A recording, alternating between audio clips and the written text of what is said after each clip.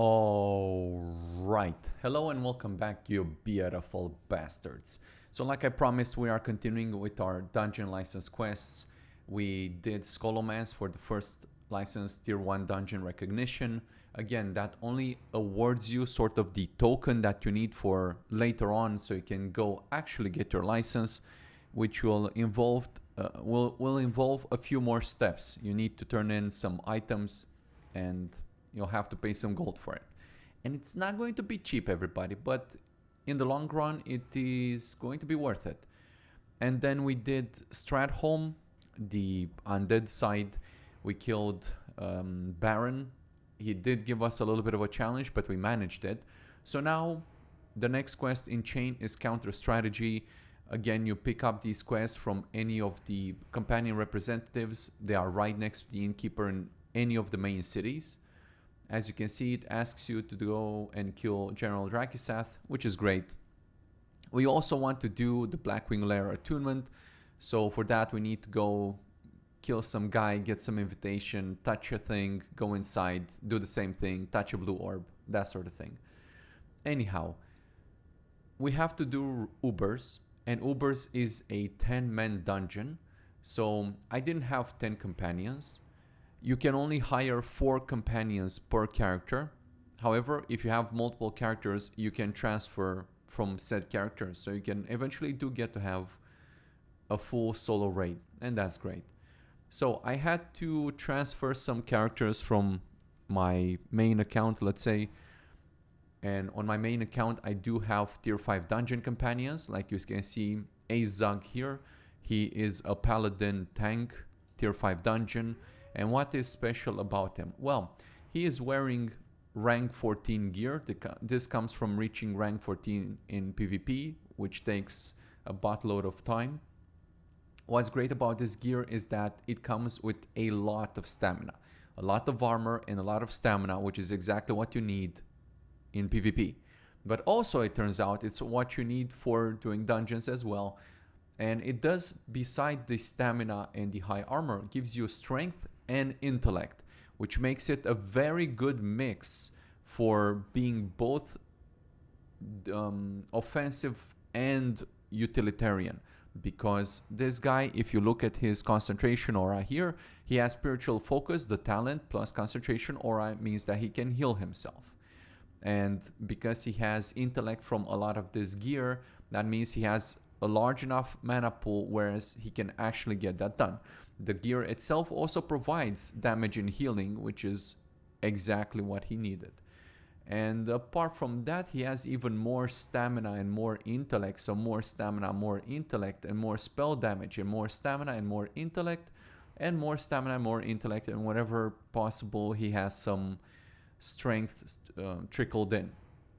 And where does all that spell damage go to? Well, it goes to this Skull Flame Shield, everyone. This Skull Flame Shield actually does proc often enough, because it says what? It says when struck in combat has a 3% chance. When struck in combat has a 1% chance. That is not the proc per minute. That's an actual bloody chance, which is amazing. Because the more enemies attack you, the higher the probability is that you'll proc this. And what does it do? Well, it does some AoE target damage, right? And if you have a whole bunch of enemies, what do you need? A lot of AoE damage.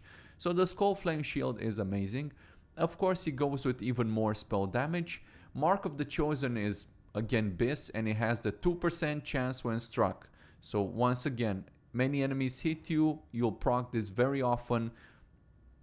Just do big pulls, basically, and you'll have it up.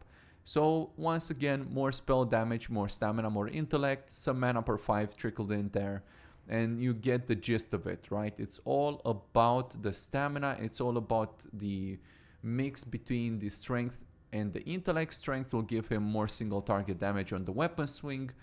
The spell damage will give him more damage on the AoE. What will he be doing in dungeons? Tanking a whole bunch of mobs. So we have already seen this when we did the both Scholomance and Stratholme. We did them with a paladin on might and a paladin on magic. The might paladin, as you have seen, he was wearing strength gear. He was wearing what a warrior would be wearing, what I would be wearing. And he was doing great for the most part when we did, let's say, more restrained single target damage. As you'd expect, the guy with the strength built on single target damage did better than the magical one. But once we went into Stratholme and we had a whole bunch of undeads, and what do paladins get against undeads? They get Holy Wrath and they get Exorcism, and those scale very well with spell damage. So the magical guy caught up. He more than caught up, because on top of the fact that he caught up in damage, he also provided healing, so off healing. And as we have seen throughout our video so far, it's not that the healers cannot handle the healing. They're fine. But what happens sometimes is that if shit hits the fan, if you are in a tough situation and the healers don't have enough throughput, I mean, they're healing their max ranks heals, but the tank may have pulled so much, or there may be some AoE going on, that the healer cannot keep up. In which case you do need a little bit of help. So that's where the off healers are oftentimes saving the day. And we have seen that many times in practice, in actual bloody practice. It's a real thing. This is why I've always recommended bring an off healer. No matter what dungeon you do, no matter what level you're at, an off healer will simply save you many minutes of walking back and a lot of frustration. And because when you use consumables, they do too, but they gain a charge of it and they lose the charge if they die, it's quite important to try to keep them alive. This is at least my observation and my recommendation. Sure, if you bring pure DPS classes, they will do more damage, and we have seen that in actual practice, but it kind of depends on you, on how things work for you. For me, I have pointed it out many times that bringing off healers is a good idea, and we have seen specifically how and why. So I did get 2 tier 5 dungeon tanks. One of them is the bear. One of them was the paladin, and this other one is the bear. Now, what's the cool part about the bear? Well, the bear is pretty much the highest threat dealing tank when it comes to single target. So if you just fight one target, of course it's not like he cannot bounce around targets and establish aggro, but nobody is going to beat the paladin. The paladin, dude, he just has so much AoE.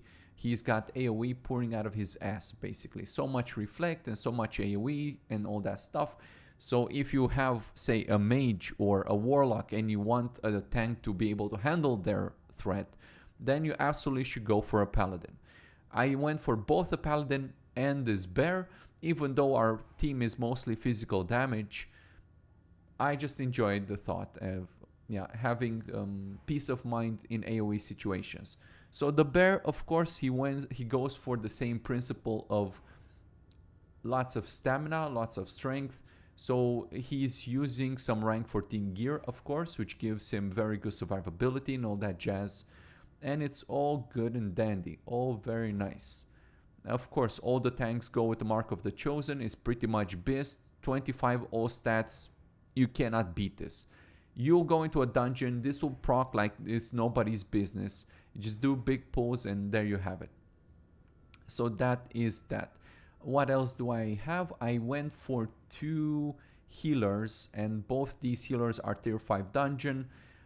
They are fine. I went with a priest healer and a paladin healer. I brought 3 paladins because, well, I need to think a little bit about this, because I wanted to have a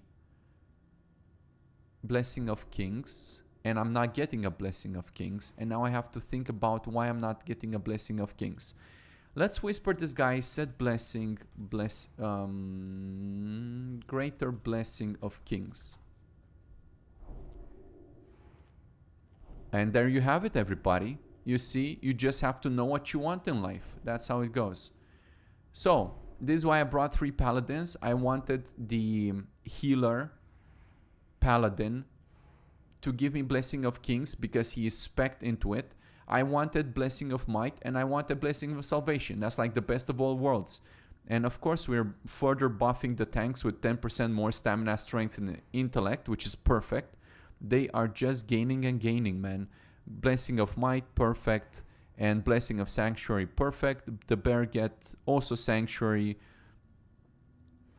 though it's a little bit questionable. Well, it's good for the damage taken reduced. I mean, that one is just fantastic. Bears cannot block. They can only dodge. They can't even parry because they don't have a weapon, so they can dodge. It's okay though, which is why bears will never be warriors. So don't even bother trying to make them into warriors. It's not going to work. They can never reach that avoidance because they cannot block and they cannot parry. So automatically they lose. When you build defense, what does defense give you? Well, apart from the increased miss chance, that's fine. It also gives you extra chance to parry and to block and to dodge. And you're missing like 2/3 of that equation as a bear. So it's accept the fact that you're not going to be a bloody warrior. It's not going to happen. So don't even bother trying to build him as such. But if you build him towards threat and damage, you see critical chance, hit chance, damage, more damage. Of course, survivability, stamina, strength, stamina and armor, but lots and lots and lots of damage, hit chance, crit chance, damage, boom, boom, boom, boom, boom. Yeah, don't bother being like this guy. Well, we don't need too much tanking in this dungeon because these guys are very strong. So there is that. I brought 2 tier 5 dungeon healers. I also brought this 1 tier 5 dungeon rogue.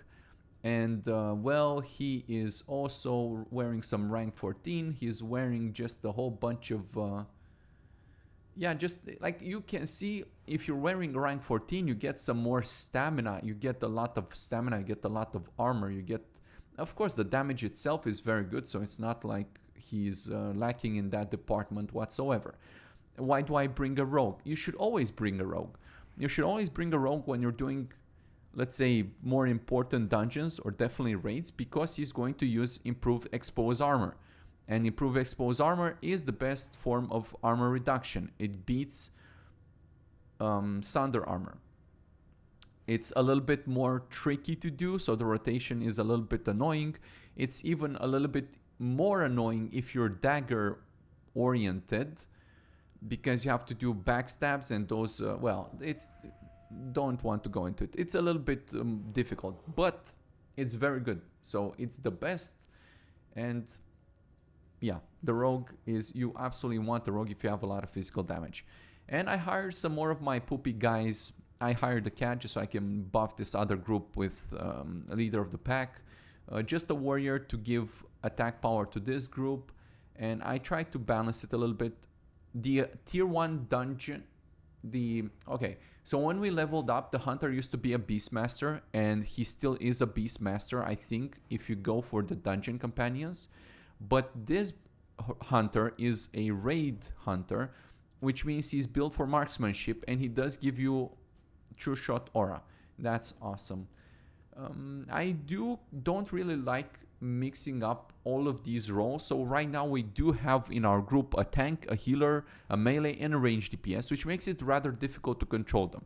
Now I'm just saying that. I considered it very clearly. It might come to bite us in the ass just because of that. Hopefully we'll be able to manage it, but I'm telling you so you know. So you know what's up. So we're gonna do some buffies here. Desert dumplings. Yes, we want some desert dumplings. We're gonna buff up. We're gonna go get ourselves the invitation because we want to be prepared for Blackwing Lair as well. And since we're here, we might as well do just all the juicy bits. I need to go farm some more consumables. I still have some in my bank, but yeah, there we go. Good stuff, not the best stuff. I need elemental sharpening stone, but that's not so easy. So in time I'll get all the things, but right now we're just gonna make do with what we have. And that's how it is. We're gonna do some grinding. Don't forget about the junk bot. Love that little bastard. And yeah, we'll see how this goes. As you can see right off the bat, the rogue is doing some bananas damage. That is not surprising in any way, shape or form. It is normal. The guy you want to kill is this quartermaster dude. He spawns or respawns every 5 minutes or so. But yeah, so it dropped right off the bat. We have to go inside, kill Drakisath, and touch the orb of command, which is right next to him. It's a blue orb looking type of deal. You cannot miss it. Just don't forget it. I speak from experience. So hopefully we won't forget it. Let's go inside and do the things.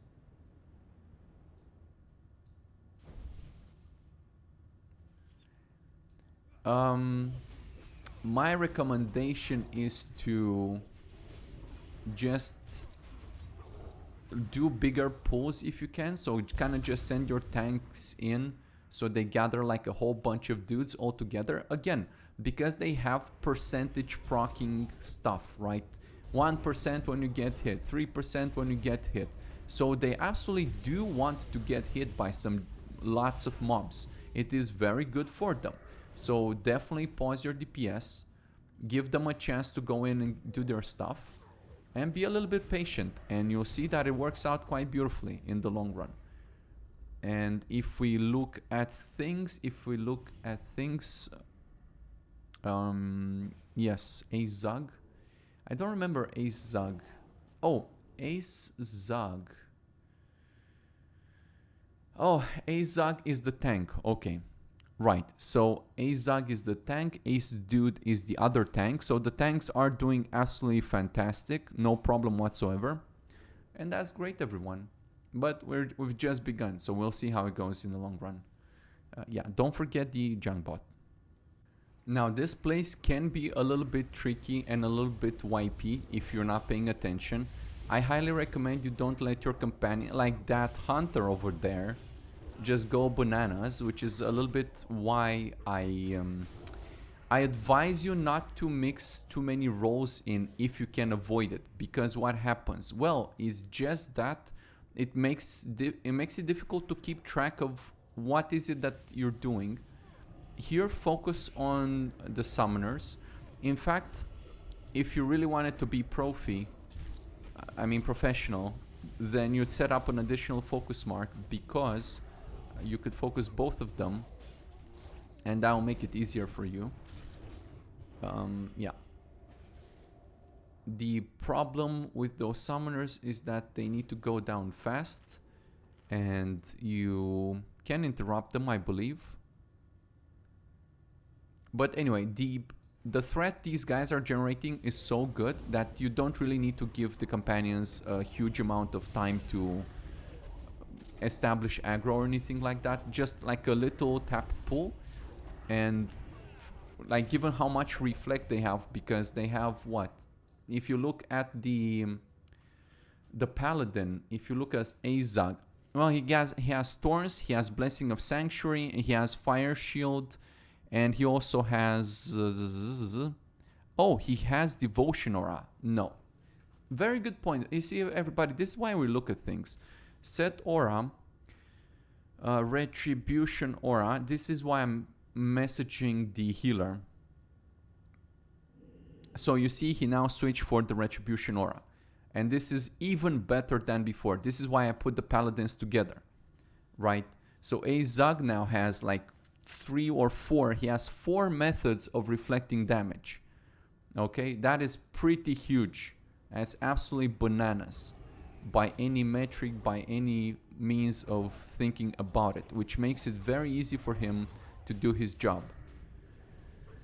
And yeah, this is something you should keep in mind, guys, because if you're struggling to do dungeons, a lot of the time may be just because you're not making use of all these bonuses. And also, if you look at their mana expenditure, did I not say when we're doing Stratholme that because your companions are low mana, when we're doing Scholomance, I said that because your companions are low mana, it just indicates the fact that they're kind of at their limit. You see these dudes, they're like 75% mana after a pack of mobs. Why? Because they have a lot more damage, the enemies die faster, they have a lot bigger mana pool, and all of these things synergize with each other and make it very, very efficient to clear out packs of mobs. People say, well, bears this and paladins that, and I keep hearing every single day paladins how they suck and this and that and everything. No, they don't. Like, who stopped DPS? The tanks. Well, with a caveat, yeah, but the paladin is doing even better than the bear. It's just that you have to account for what does the paladin do, man. Like, how does he work? What bonuses does he need to do his job? And once you start giving him all the necessary tools, then it's just everything clicks into place effectively, and it's very smooth and it's very chill. So you have to like understand how the paladin works and what he needs. Like, don't just I don't know, do some random stuff. So you need to have a little bit of knowledge about classes, I suppose. But hey man, if you watch these videos and I explain to you every single video how and why I do what I do, then maybe that's helpful to some extent, yes? Maybe you can learn. Not that I never get it wrong or anything, but more often than not I do get it right. So the proof is in the pudding, as I often say, because the results speak for themselves. Cool. We're almost done here, so let's go clear the rest of this. I think there's only one last copy over here. We are doing fantastic so far, no issues whatsoever. Nobody's even remotely close to dying in any way, shape or form. Everything is excellent, bruvs. Just great.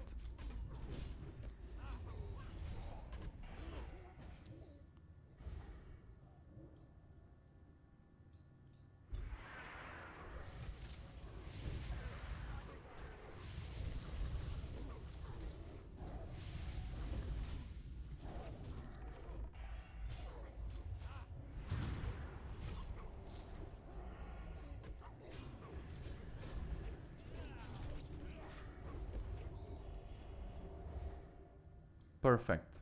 Okay. Here we have to click one altar. We will use the use command to get our companions to channel the altar. I'm just doing a short mana break, though mostly it's not necessary. So what you do here, you come next to the altar, as we have seen in Alderman and in other places as well. You press the use button. However, do not forget that you need to calm them away from the altar. Otherwise, they will keep channeling that forever and ever. So it's very important to keep that in mind. Don't let them hanging in there. So just do like a small calm to nudge them off of the altar, and then you're good. Now the boss should spawn. Even if I pick the aggro, I bopped. Man, these paladins love to bop me, dude. Well, it's just that I'm playing so carelessly, and what can I say? It is what it is, yes? Great. Okay, here I do recommend you do pullbacks. You have to be careful about the eggs. You definitely don't want to be stepping on them eggs. Because the eggs, if you step on them, will spawn some more whelps. Not that we cannot handle the whelps, it's just that it's annoying and it will slow down your run for no apparent gain, I suppose. So we're just gonna slowly get ourselves here, wait a couple of seconds for the mana, and then we are going to do a calm toggle, and we are going to hug this side of the wall here, avoiding the eggs, and we are going to go up this way, and we're done. You could technically, if you really you could just keep them on calm toggle here just a little bit. We do have this hunter, and he could be problematic if you allow him to be. Obviously, he's not going to do a lot of damage. Whatever, man. I was considering not bringing a hunter just because, well, when you're fighting in these close quarters, it's a little bit, well, it is what it is. But we have used hunters in a lot of the dungeons so far, and they're perfectly acceptable. What's the difficulty comes from the fact that I'm controlling all the roles at the same time. So that's where I draw the issue, not that the hunter cannot do his job or anything. It's just the problem with it's hard to control them. If you are doing this with multiple people and somebody else had control, maybe somebody else was playing a ranged character, a healer, a ranged DPS, I don't know, whatever, and they were standing at range, then you could maybe let that person control the healers and the ranged DPS and that sort of thing. But in my case, I'm a warrior. I have to be up close and personal, so it makes it very difficult. This is a difficult pull, by the way, so you have to be a little bit careful.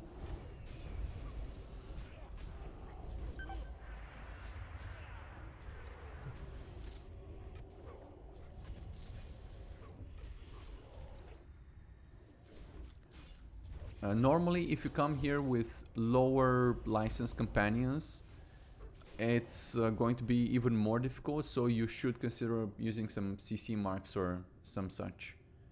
Because, yeah. What we can do here with these patrols is like, you have to be careful because sometimes you might accidentally pull all the dudes above at the same time. Done it plenty of times, and it's not pretty, I must tell you. It's not a good experience, everybody. So it's, but we talked about the same thing yesterday in Stratholme, and I ended up pulling like a whole bunch of banshees and gargoyles at the same time. But do as I say and not as I do. Sometimes, not always, but sometimes it is what I say. It is what it is, bros. Yeah. What we could do, I suppose, we could maybe bring these guys around.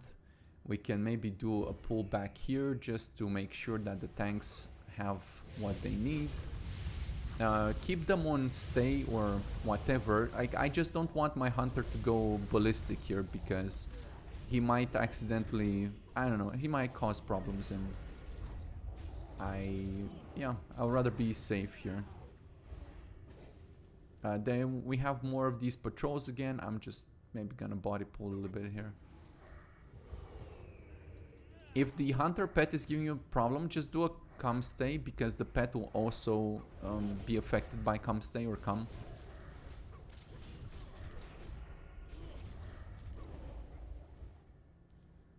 So that's good. Come here. Let's see if we can gently suggest to pick this guy up. Ah, every time, bros, every time. All right, no problemo, guys, no problemo, no stress, everything is good. Keep pumping, no problemo whatsoever.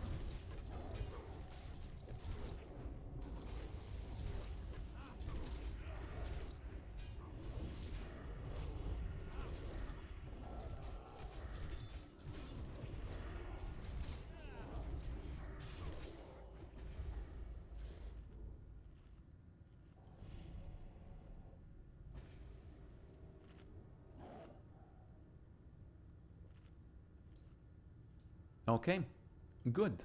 We can skip some of these guys. We don't need to clear the whole entire thing. Well, I say this and what happens? Well, oh well. I could have done a come toggle there just to ensure that it doesn't happen, but no problem, guys. More loot for us. You see, we get some enchants. All the good things. Let's come toggle here. We should kill this guy over here. I don't think we need to kill Rend, so we could potentially skip Rend. That will save us quite a lot of time.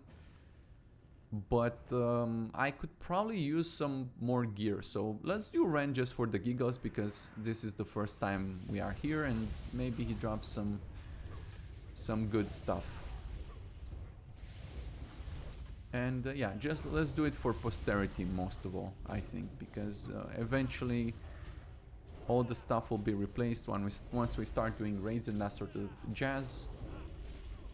Again, yeah, the hunter situation, no problem. Let's kill the summoner first, as per usual. If he stops moving and we can see him, just put a nice skull mark on him, so everybody knows that this is the guy, to go for, man.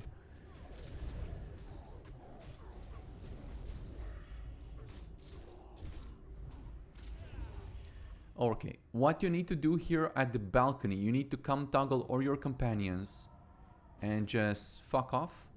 It's very important that you do this and that you do a come stay here. Actually, do a come stay, because you need to pull the pet who just ran the fuck away. Did the pet run the fuck away or didn't he? I did see the pet run the fuck away. And the pet did just pull the whole entire dungeon, didn't he?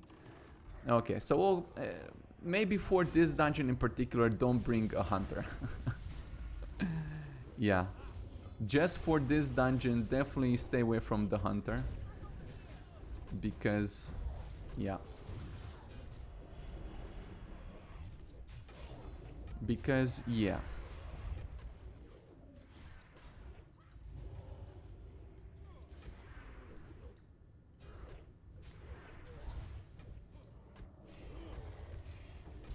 Okay. I don't even know. It's a complete chaos. Let's throw a bomb if we get the chance. Let's finish off some of these dudes if we can. Let's drink a potion if we are allowed to. And we spawned the event whilst also killing these dudes. Somehow I still haven't died yet, which is surprisingly fantastic. Famous last words? Famous last words. Let's see what happens if we maybe come stay all the companions here. Can they pull this back? Maybe I should have just kept them on stay the whole entire time, even though there are plenty of cleaves and whatnots. Okay, so yeah, okay, that's the hunter. When we jumped over the balcony, the hunter's pet went around and he pulled all the dudes in the path to the dungeon. And I did a come stay, which normally should tell the pet to come and stay and just beam his sorry ass to you. But he didn't listen. Why didn't he listen? Bob knows. Who knows? He just didn't listen. He was like, nah, what do you want? I'm a wolf. I'm an untrained wolf and I'm gonna do whatever. It wasn't even a cat. If it was a cat, we could understand, but it was a wolf, so even more puzzling. But it happened. So just for Ubers in particular, I would maybe say don't bring a hunter. For all the other dungeons, we didn't have a problem. But here, you know, it is kind of what it is. I will keep going with him. We'll keep going with him because, yeah, why not? We can do it. It's not a problem if we wipe once or twice or 10 times, guys. The end result needs to be that we clear the dungeon. So as long as we manage that, then everything else is okay. It's not a stress. And give us the opportunity to learn when to bring a hunter and when not to bring a hunter. When we did Sunken Temple, we did very much appreciate the speed increase, didn't we? Yes, we did. We loved to move a little bit faster when we had to go around those corridors to click the statues and we had to go back and forth a lot. Much appreciated. But here where you need to be a little bit more careful and controlled, well, you kind of have to consider it a little bit more. So the situation does depend. If you're moving in open world, you saw when I did some of the farms, like the mongoose elixir farm for the recipe, I did bring 3 hunters, not just 1. Why? Because they're really good and I put their pets to board so they can all charge on the enemies. And it worked out very beautifully and splendidly. It's being a ranged DPS, you have that advantage. We all moved faster. We are all kind of on the same page. I would charge in, they would follow through. It was good times, everybody. So I appreciated that. Not sure what's happening with my rogue. Okay, we got the rogue back too. These guys will do some of their buffies. I don't particularly care about the buffies at the moment. Let's just try to get back to where we were, and we'll take it from there. I don't know what happens with the rend event if you die. I typically don't die at that part, but I guess we'll see. Okay, so the hunter got his wolf back. What you can do, let's say you do have a hunter, so how are you going to square this circle? Well, you can whisper the hunter to set pet off, and he will put the wolf away. Now, the wolf, of course, does contribute to some amount of damage that we cannot see in the log meter at the moment because it's vanilla and add-ons are finicky like that. But it's okay because right now we are just mostly benefiting from we're mostly trying to squeeze as much as we can from our melee composition. We can see that we also brought the cat, and the cat is not doing too hot at the moment.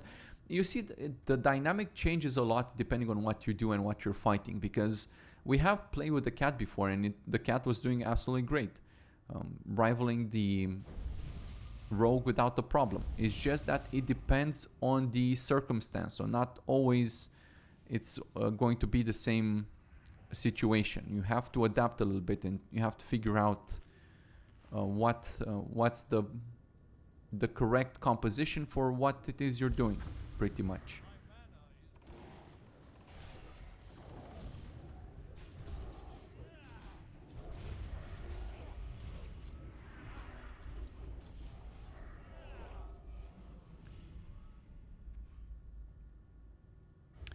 Maybe we can pull a little bit back just so we don't have to deal with that situation again. So let's pull back and let them fully enter the room. I think that's a little bit more prudent. In this case, you can set pet on again because we've jumped over the balcony and we don't have another balcony to jump over. So it's perfectly acceptable for him to do whatever he needs to do. And since we do have a rogue in the group, and I shouldn't forget to pull some of my other log boxes from my bank. Yeah, there we go. Another 2.5 gold just because we have a rogue. Very cool, very sexy, much appreciated.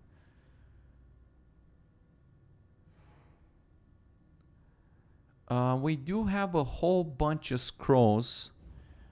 And since that's the case, and maybe some of these I don't really need anymore, might as well just make use of them so I don't keep them in the bag for no good L reason.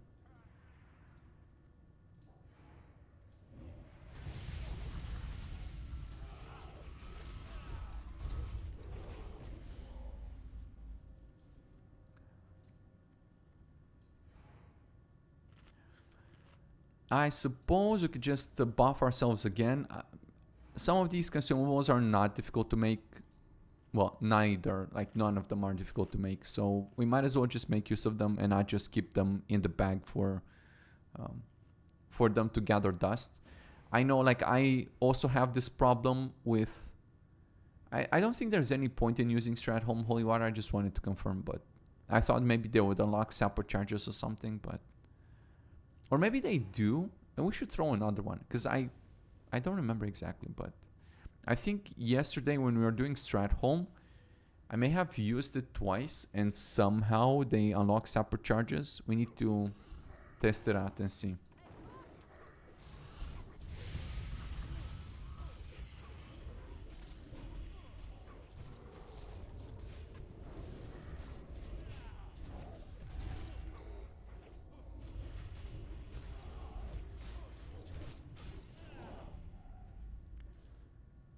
Well, alrighty. So far, so good.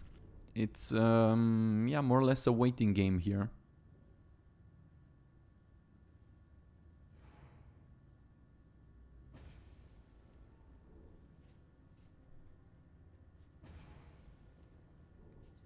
We'll have to figure out how we're gonna get some bigger bags. Wouldn't that be nice, everyone? Yeah, these travelers backpacks are nice. I do appreciate them. There's nothing wrong with them. And what I like most about the bags, or bags in general, is that you can trade them when you don't need them anymore. Maybe all the items in the game should be like that, man. It's like you're just passing them on whenever you don't need them.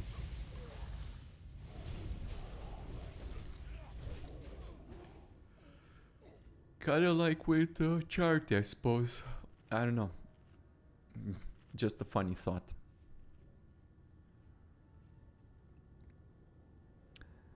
Yes, rogues do kick ass.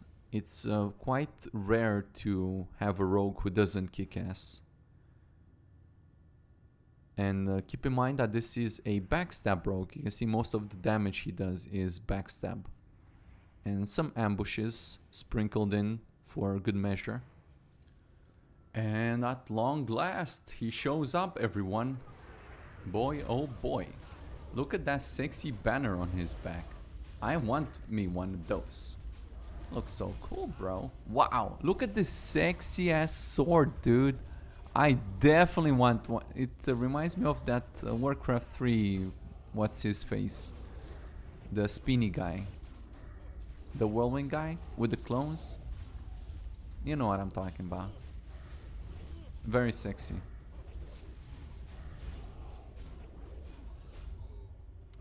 Okay, he dropped a bunch of stuff. I mean, this is good for shadow resistance. I should put it somewhere because I'll keep it. This one is not great. It's great for a tank, but not for me. Oh, we got another lockbox. Before we forget, let's open it up. Hey, another 1.5 gold, everybody. Why not? That's sexy. Now let's continue.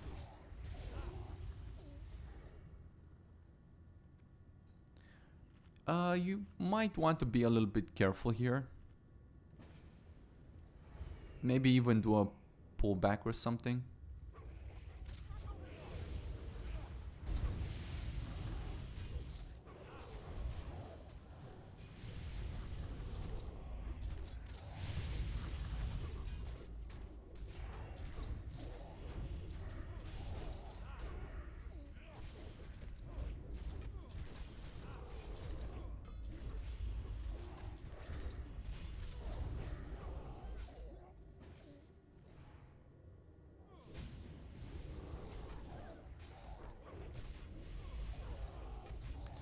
That's supposed to be the entrance to Blackwing Lair. We're just gonna do the skippy thing. In here, you also want to do some pullbacks. You don't really want to go head into this room, just because there's a whole bunch of them grouped up together. So you can look a little bit, peek around the corner. There's actually some dudes around here too. So there's like dudes everywhere. But okay, we picked up these dudes first. That's great. Let's just actually do a come stay. I don't want the hunter to go berserk on us again. Try to kill this fire tongue dude. He usually does a lot of damage. The marsh. So we don't want him to stay up for very long if we can avoid it. And now we are going to click on these dudes and do a pullback there. We might even skull one of these dudes. The bear will do his fairy fire, which is nice. You can see how tanky the bear is. Anybody else would basically be taking like a buttload of damage already, but not this guy. So it really does make a difference. And now he's got a whole bunch of rage to spend on our purpose here. And that's nice. These elites usually die pretty slowly, so the priority is Maybe some of these assassins, because they do a lot of damage and they're squishy as well.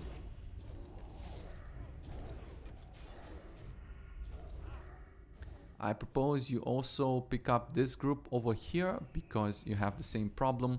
And in fact, that group over there with the Rage Fire, Talon, whatever, you can pick that up as well. Because if you go too close, you can avoid them if you want to. But if you go too close to them, you might find yourself struggling and picking them up by mistake. And then it's not happy times, it's sad times.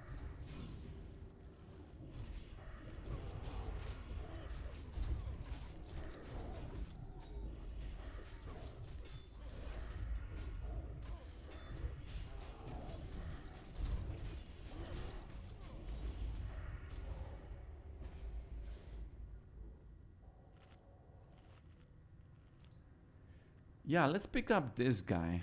I don't like the way he's patrolling, man. He looks funny. Hey, psst, you, come here.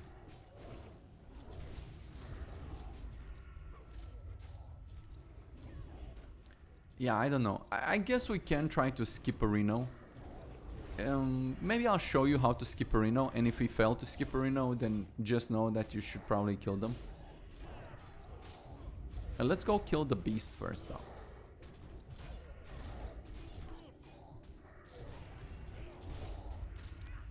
Yeps. Very slow to kill. So, come toggle your companions, just hug the wall. And that's it. Good times. Give them a second chance, give them a second here just to get their mana up. So they don't have to worry too much about nothing. Then do a pull. Oops. Okay, and do a start. And I got bopped again. They really do love to bop me. Well, of course I am tanking, so it makes sense.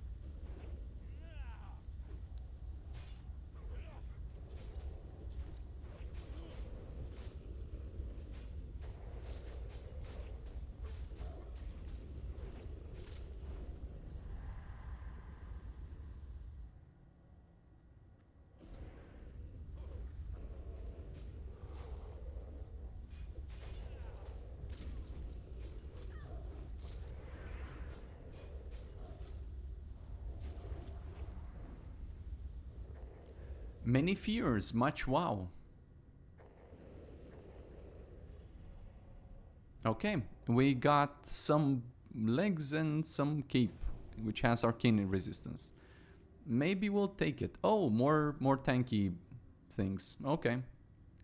It's a tank run, man. Maybe I should start collecting. Ah. Okay. Anyway, come toggle. Hug the wall. Now, over here, you're going to stop, put them on stay, go pick up, well, we're definitely going to focus that guy, and the rest doesn't really matter. So if you just do a pullback here, these guys should go hug the wall as well. And when you come back,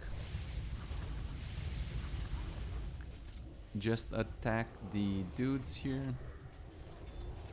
Keep everybody on stay, just so they don't go anywhere crazy.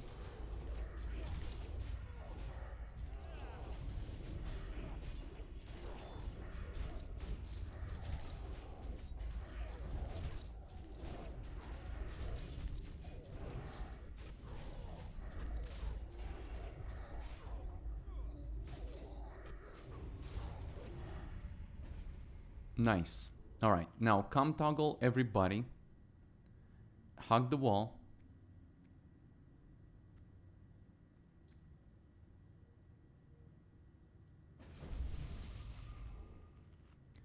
I don't recommend you fight on this bridge because these guys might do a charge and it will be very sad for you in a second when they do. So just do a pullback.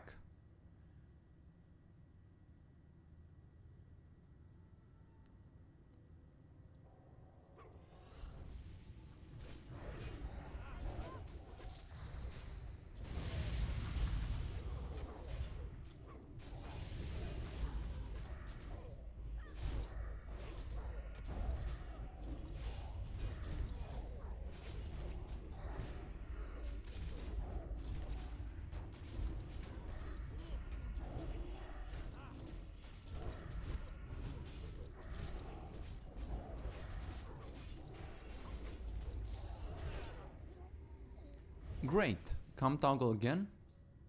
Oh, whoa, whoa, whoa, whoa, whoa, whoa, whoa, whoa. Psst, psst, psst. We do want to kill those guys. But... Oh, perfect. Alright, so no, no, no, no. Okay, so just kind of stay everybody here in the corner. Just do a nice stay.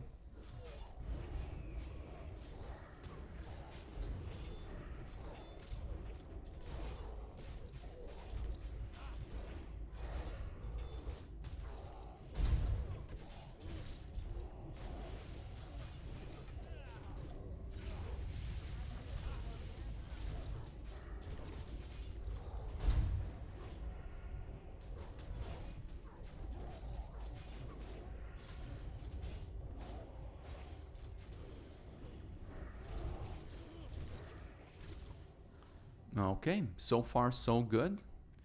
We don't need a lot of mana, so we can just... let's pull back here. Let's kill the fire tongue as per usual.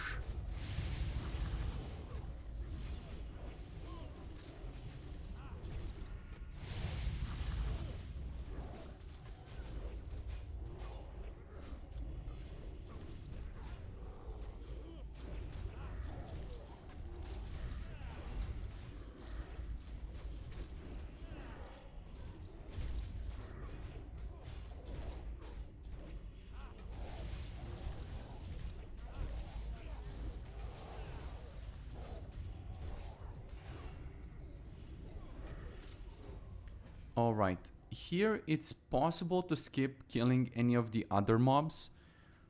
If your team composition, if you don't have strong companions, you probably should kill them. With these tier 5 dungeon dudes, I think we might be able to handle the boss without killing the other packs. And, well, let's give it a try just for giggles. And if we fail, we fail. If not, not. So what to do?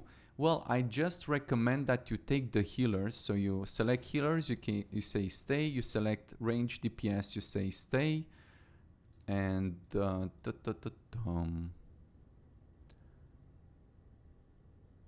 we should kill this guy first. Gotta kill the ads first.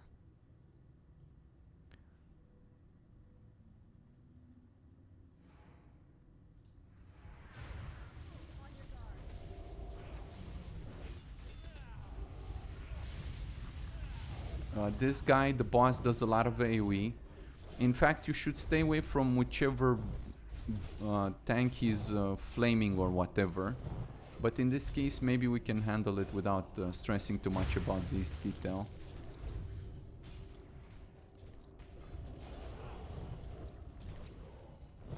Yeah.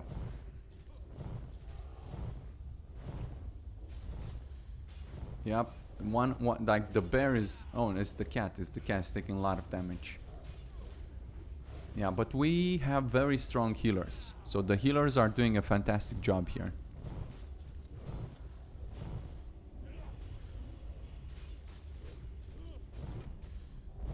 But yeah, sometimes he does like some conflagration on the tank and you're supposedly to stay away from that. But in this case, because we have such strong healers, we didn't have... Whoa! Whoa! 4 tokens of mastery? Bro, that is nuts. Wow, wow, wow, wow, wow, wow. Wow, wow, wow. Okay then. That was unexpected. Nice. Wow. I definitely don't have to worry too much about that. Oh, this Draconic Infused Emblem is best for casters. And for healers, I think as well. It's pretty good. Whoa, a chance to hit thing. I do need that. I'll figure out... I don't think I got any good upgrades except for this girdle. So I'll be looking into that. Now, touch the blue orb because you need it for the Blackwing Lair attunement thing. Nice. Now, to leave this place, you have to come toggle the companions. You go here. You go to the left. And then you jump here. And this, we're back to the whelps, many whelps. And you just backtrack your way around and like so. And you know yeah, this is basically the way we came. So that's how you do it. If you maybe want to go back to the entrance, farm this again, or I don't know, whatever. Something. And that's how you go about it. Well, this was it, everybody. It didn't take too long to do this. It was pretty smooth, except for the one time the hunter pulled a lot of dudes. But it did give us the opportunity to show you a set pet on and off. So if you have that problem, remember to set the hunter's pet off. Or just in this particular case, maybe don't bring a hunter at all. But otherwise, yeah, pretty smooth run. But it was smooth because I came in with 5 tier 5 dungeon companions.